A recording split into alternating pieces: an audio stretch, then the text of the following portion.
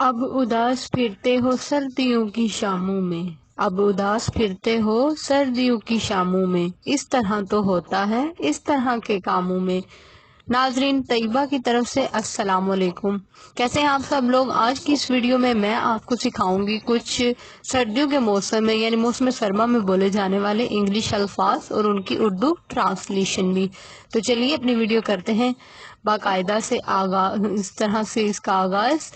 تو نمبر 1 پہ ہمارے پاس کوئلٹ۔ کوئلٹ رضائی، جسے ہم لوگ رضائی یا لیف بھی کہتے ہیں کچھ لوگ۔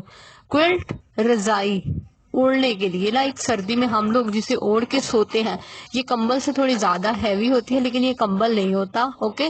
کوئلٹ کو کمبل سے کمپیئر نہیں کرنا۔ سویٹر، سویٹر کیا ہے ہمارے پاس؟ جرسی۔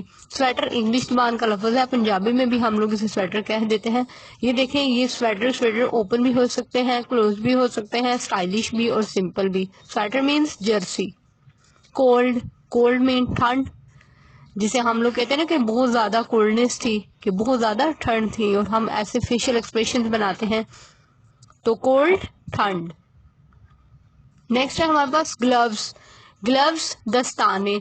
گلوز ناظرین ویسے یوز کرنے کے لیے بھی ہوتے ہیں، پلاسٹک گلوز بھی، لیکن یہ سردیوں والے گلوز ہیں۔ گلوز گلوز ہی ہوتے ہیں سارے ہاتھوں کے لیے۔ ساکس جرابیں، ساکس جرابیں پاؤں پہ پہننے کے لیے، سردیوں میں گرم گرم رہنے کے لیے۔ شرگ، شرگ ہم لوگ شولڈرز پہ پہنتے ہیں، لائک نہ تو وہ جرسی ہوتی ہے نہ شال ہوتی ہے، یہ شرگ ہے، آپ لوگ دیکھ سکتے ہیں، اوپن بھی، بند بھی اور اسٹائلش بھی۔ شرگ کا ورڈ ہم لوگ موسٹلی بہت زیادہ یوز کرتے ہیں۔ چیپڈ، چیپڈ مین پھٹے ہوئے ہونا۔ مائی لپس آر چیپڈ، میرے ہونٹ پھٹے ہوئے ہیں، جب بھی ہونٹ پھٹے تو چیپڈ۔ کریک، کریک مطلب ٹوٹ پھوٹ، کریک ہم پاؤں کے لیے یوز کرتے ہیں، like cracked heels, my heels are cracked, میری ایڑیاں پھٹی ہوئی ہیں۔ جب بھی سردیوں میں ایڑیاں پھٹ جائیں تو انہیں کیا کہتے ہیں؟ کریکڈ۔ ونٹر موسم سرما جس کی ہم بات کر رہے ہیں۔ باسکنگ، باسک مطلب دھوپ سیکنا، دیکھیں دھوپ اپنا دھوپ کے ساتھ ایکسپوجر کرنا، دھوپ میں بیٹھنا، دھوپ سیکنے کو کیا کہتے ہیں؟ باسکنگ یا سن باسکنگ بھی ہم لوگ کہتے ہیں۔ یہ کیٹو بھی کر رہی ہے۔ نیکسٹ ہے بلینکٹ۔ بلینکٹ مینس کمبل۔